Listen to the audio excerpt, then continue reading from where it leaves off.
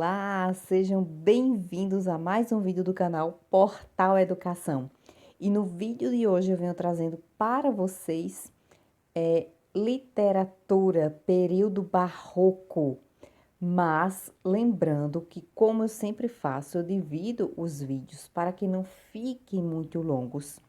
Então eu dividi esse vídeo, o período barroco na Europa, parte 1 e a parte 2, e posteriormente, período barroco no Brasil, certo?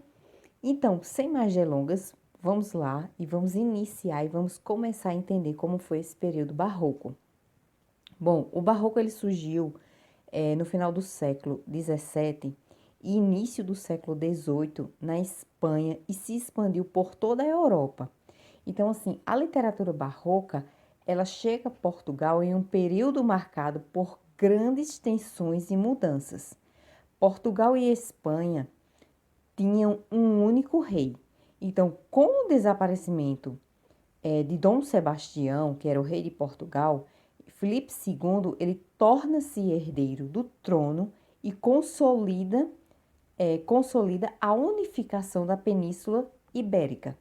Surge, então, o mito do sebastianismo. O que era isso? Era uma crença segundo a qual os portugueses achavam que Dom Sebastião não morrera na batalha na África e voltaria em breve para retomar o trono português. Além disso, nessa época, Portugal atravessa uma série de crise econômica. O comércio com as especiarias orientais decai e a economia portuguesa declina, uma vez que os lusos ainda não contam com as riquezas das colônias conquistadas. Então, o movimento barroco teve seu início em Portugal no ano de 1580, em Portugal, no ano de 1580, e terminou com a fundação da Arcádia Lusitana. Então, o estilo barroco é de origem controvertida. Pode ter nascido na Itália, mas criou raízes na Espanha, entre poetas e pintores do século XVII. O barroco está relacionado à Contra-Reforma. Então, o século XVII é um período de grandes conflitos e contradições. A situação de instabilidade política e a decadência econômica nos países europeus foram fatores importantes para o surgimento deste movimento artístico. Então, o barroco ele é fruto de um período em que o conservadorismo da igreja se intensifica, reagindo contra a inovação da época e os valores burgueses, como o amor, o luxo, o dinheiro. Então, procura-se, restaurar um clima de religiosidade contrário às ideias da antiguidade clássica. Então, estes fatores fizeram com que o homem conciliasse os valores medievais com os valores renascentistas.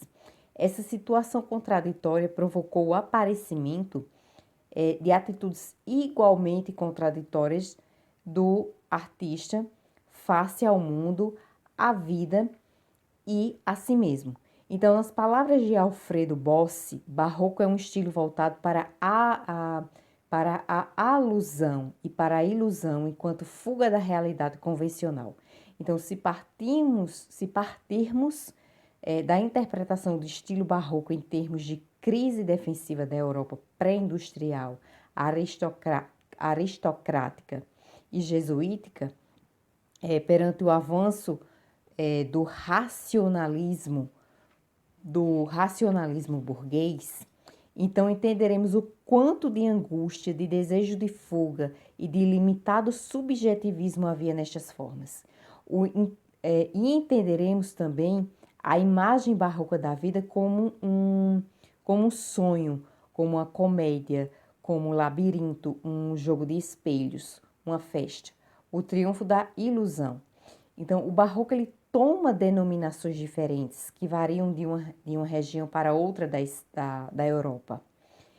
O gongorismo, o marinismo, preciosismo. Então, o gongorismo é um estilo do poeta espanhol Góngora.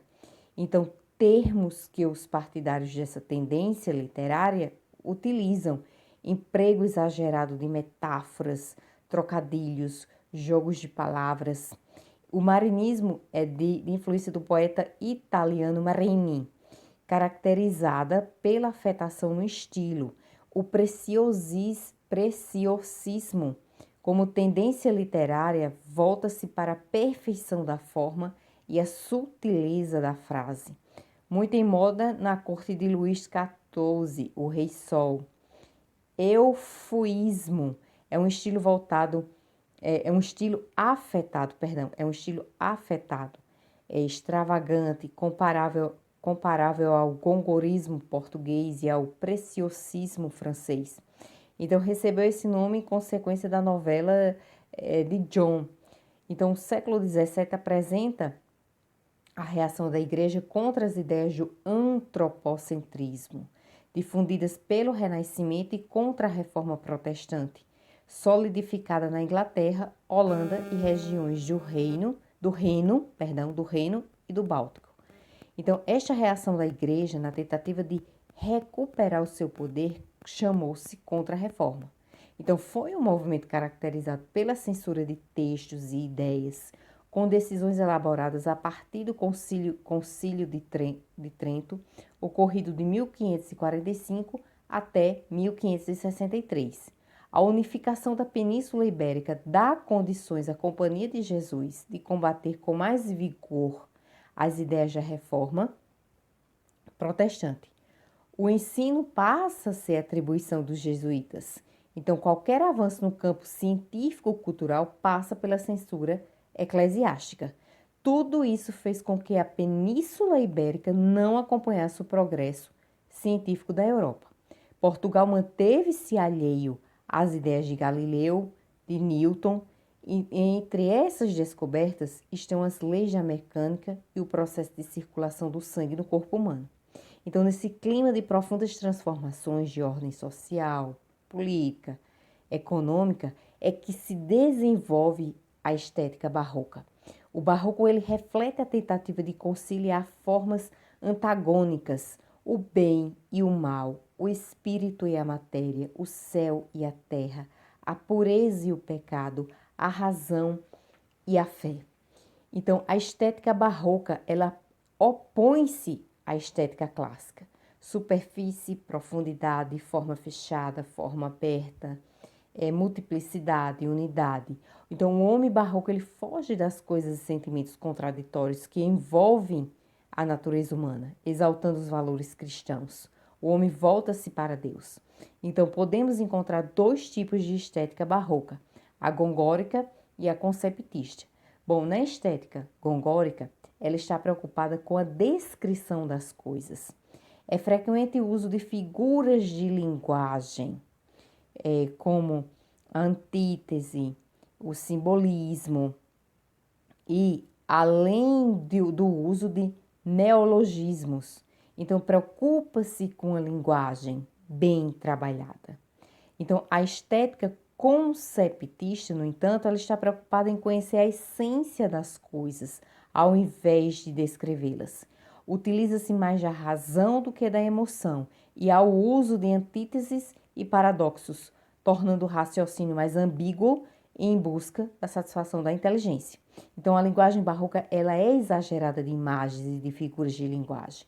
Ela preocupa-se com a aparência e expõe assuntos que envolvem a religião problemática da época, através de contraste de temas, assuntos, motivos e elementos expressivos, como vida eterna, vida terrena, espiritualidade, materialidade, corpo, alma, eu, mundo, cristianismo, reforma, Deus, homem, vida, morte, religioso, profano, real, ideal, espírito, carne, sensualismo, misticismo, realismo, idealismo, céu, terra, tensão provocada pela fé e pela razão.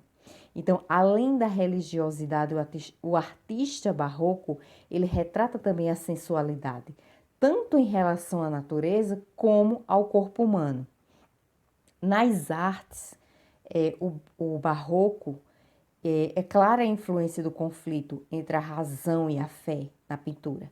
As obras de arte demonstram essa dualidade através do uso de contrastes, como claro, escuro, luz e sombra, além da exploração das ideias de profundidade e de intensidade dramática. Na arquitetura, o estilo é retorcido, é cheio de detalhes exagerado, refletindo o próprio conflito vivido pelo homem desta época. Então, a arte renascentista, baseada no equilíbrio, dá lugar a uma arte mais intensa, mais emocional, envolvente, que expressa as emoções de forma passional. Então, na literatura, o barroco, a designação de barroco, ele chega a ser quase ambígua quando se quer classificar esse estilo de época. Assim, o barroco é sinônimo de bizarro. Então, esse termo, segundo a crítica das artes plásticas, é sinal de mau gosto, de coisa absurda. Então, para efeito didático, podemos dizer que o barroco ou seiscentismo, estilo literário do século XVII, inicia-se em Portugal em 1580, com a unificação da Península Ibérica, e vai até 1756, com a fundação da Arcádia Lusitana. Então, a literatura barroca ela é fruto do conflito característico de sua época, pressionado pela Igreja e pelo racionalismo. O homem perde-se entre dois polos opostos: Igreja, pensamento renascentista, salvação, pecado, céu, inferno, espírito, carne, fé, razão. Bom, as características do barroco. Então, atormentado por este conflito, o homem produz textos literários com características bastante nítidas, que são elas o uso de contrastes. Então, as ideias opostas seduzem o barroco. Os textos mostram choques entre amor e dor, vida e morte, religiosidade e erotismo, juventude e velhice. O pessimismo é o conflito entre o eu e o mundo. A vida terrena é vista como triste, cheia de sofrimento, enquanto a vida celestial é luminosa e tranquila. A presença de impressões sensoriais. Então, usando seus sentidos, o homem ele busca captar todo o sentido da miséria humana, ressaltando seus aspectos dolorosos e cruéis. Preocupação com a transitoriedade da vida. Então, por ser curta, a vida ela não permite que o homem a viva intensamente. Como seria o seu desejo? Intensidade, o desejo de expressar as emoções fortes do amor, do desejo e da dor em profundidade, na tentativa de encontrar o sentido da existência humana. A linguagem complicada, excessivamente trabalhada, através de expressões eruditas, sintaxe rebuscada, com uso frequente da ordem inversa, repetições, paralelismo, uso abusivo de figuras de linguagem, principalmente antíteses, paradoxos, metáforas, hipérboles, o uso frequente de frases interrogativas. Então, a tentativa de conciliação entre a religiosidade e o racionalismo, há uma constante oscilação entre os dois opostos. Bom, gente, eu finalizo esse vídeo até aqui com as características do período barroco. Lembrando que este é a parte 1 das características... essa é a parte 1 do período barroco na Europa. Eu venho trazendo a parte 2 e, posteriormente, eu venho trazendo o período barroco no Brasil. E daí eu venho trazendo correntes que se distinguem na literatura barroca. Eu venho trazendo também fragmentos de textos de Gregório de Matos no próximo vídeo, porque eu quero colocar esses textos no próximo vídeo. Então, nesse vídeo ficaria muito longo.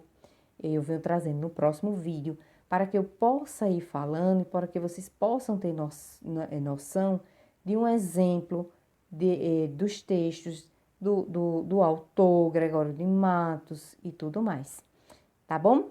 Bom, espero que vocês tenham gostado, espero que tenha ficado claro. E é isso, gente. Se vocês gostaram, não esquecem de deixar seu like, de escrever um comentário, que eu vou ficar muito feliz.